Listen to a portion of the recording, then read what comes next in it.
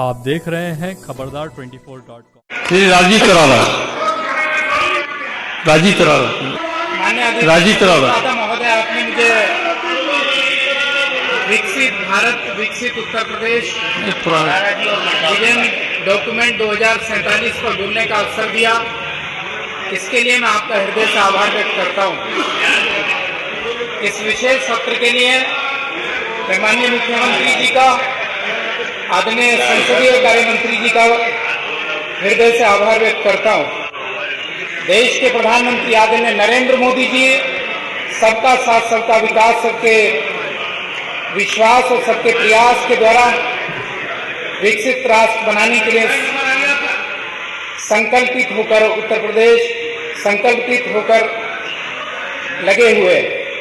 उत्तर प्रदेश के माननीय मुख्यमंत्री आदरणीय योगी आदित्यनाथ जी सेवा, सुरक्षा, सुशासन को समर्पित पिछले 8 वर्ष में जो कार्य किया है, उसी संकल्प के साथ विकसित उत्तर प्रदेश 2047 को गढ़ने में लगे हैं, जिसकी झलक वर्तमान में दिखाई देने लगी है।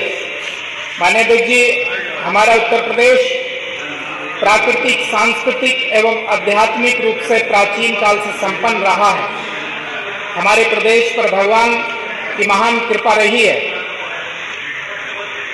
उन्होंने अपने जन्म के लिए भी इसी उत्तर प्रदेश को चुना और कहा भी, यदा यदा ही धर्मस्य ग्लानिर्भवति भारतः अभ्युत्थानं धर्मस्य तदात्मानं सृजामयम्। भगवान ने अलग अलग युग में जन्म लेकर इस भूमि को और पवित्र किया है। त्रेता युग में भगवान श्री राम के रूप में जन्म लेकर उत्तर प्रदेश को पवित्र किया। द्वापर में भगवान कृष्ण के रूप में उन्होंने जन्म लेकर के मथुरा में इस पवित्र भूमि को और पवित्र किया है। माननीय अध्यक्ष जी, संभल में कल्कि के अवतार के रूप में भी प्रभु स्वयं जन्म लेने वाले हैं और उनकी तैयारियां शुरू हो गई हैं। संभल अपने पुराने गौरव को प्राप्त करने लगा है। पिछले 8 वर्ष में हमारा उत्तर प्रदेश धार्मिक स्थानों को संवारने के लिए काशी, अयोध्या, मथुरा, चित्रकूट, माता विंध्यवासिनी, नैमिषारण्य के साथ साथ ब्रजघाट आदि स्थानों का उदाहरण है। हमारे उत्तर प्रदेश में कांवड़ यात्रा के साथ साथ जितने भी धार्मिक आयोजन होते हैं, आज वो सकुशल संपन्न हो रहे हैं। हमारे इसी उत्तर प्रदेश में प्रदेश और देश की जनता ने पूर्व की सरकारों को परिवारवाद, भाई भतीजावाद को देखा है, संविधान को सिसकते हुए देखा है, बाबा साहब का अपमान सपा कांग्रेस के द्वारा होते हुए देखा है, दलितों पर अत्याचार होते हुए देखे, महिलाओं का शोषण होते हुए देखा, रक्षक भक्षक बन बैठे थे, ये सभी इस उत्तर प्रदेश की जनता और देश की जनता ने देखा है। आज सपा और कांग्रेस के लोग हाथ में संविधान लेकर जो ढोंग रचने का काम कर रहे हैं, उसको उत्तर प्रदेश और देश की जनता समझ चुकी है।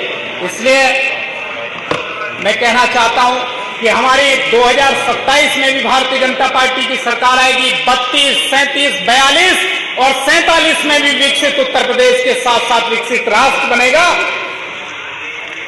हमारे आदरणीय योगी आदित्यनाथ जी दिन रात हमारे प्रदेश को आगे ले जाने के लिए काम कर रहे हैं।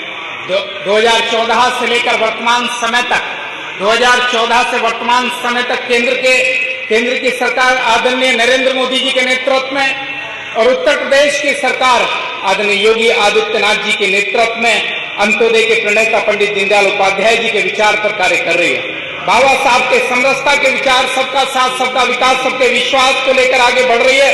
उसी का परिणाम है गरीबों को आज बिना भेदभाव के योजनाओं का लाभ मिल रहा है। शौचालयों का निर्माण, गैस कनेक्शन, आयुष्मान कार्ड, बिजली, पानी, खाद्यान्न, किसानों को फ्री बिजली, किसान सम्मान निधि, मुख्यमंत्री सामूहिक विवाह के साथ साथ विभिन्न योजनाओं का लाभ आज मिल रहा है। सरकार ने पिछले 8 वर्ष में बेसिक शिक्षा से लेकर उच्च शिक्षा तक अनेकों कार्य किए हैं। माननीय अध्यक्ष जी, विजन 2047 के लिए विशेष रूप से ग्रामीण शिक्षा पर विशेष गुणवत्ता परक ध्यान देने की आवश्यकता है। स्वास्थ्य के क्षेत्र में हमारी सरकार ने अनेकों काम किए, लेकिन आज आवश्यकता है हम 2047 को लेकर, विजन को लेकर आगे बढ़ रहे हैं। ग्रामीण स्तर पर ही विश्व स्तरीय चिकित्सा सुविधाएं उपलब्ध हों, जिससे कि गांवों का पलायन रुके। माननीय अध्यक्ष जी, मैं आपके माध्यम से कहना चाहता हूं कि जिससे पिछले 8 वर्ष में बुनियादी सुविधाएं, सड़क, बिजली, पानी, परिवहन में क्रांतिकारी परिवर्तन लाने का कार्य हमारी सरकार ने किया है। इस पक्ष पर और कार्य करने की आवश्यकता है। योगी सरकार ने बिना भेदभाव के रोजगार के अवसर दिए हैं।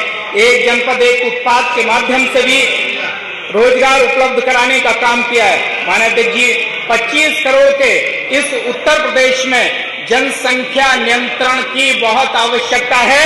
मैं आपके माध्यम से मांग करता हूं कि जनसंख्या नियंत्रण पर विचार किया जाए और विकसित उत्तर प्रदेश, विकसित राष्ट्र बनाने के लिए गांव के लिए विचार किया जाए। अंत में मैं अपने क्षेत्र का एक मांग जो दे दीजिएगा, दे दीजिएगा, 10 किलोमीटर बांध बन चुका है शेरपुर से दलबड़ ठेठ तक, उसको पूरा कराने की मांग करता हूँ। माननीय अधिष्ठाता महोदय, आपने बोलने का अवसर दिया, बहुत बहुत धन्यवाद। भारत माता की जय।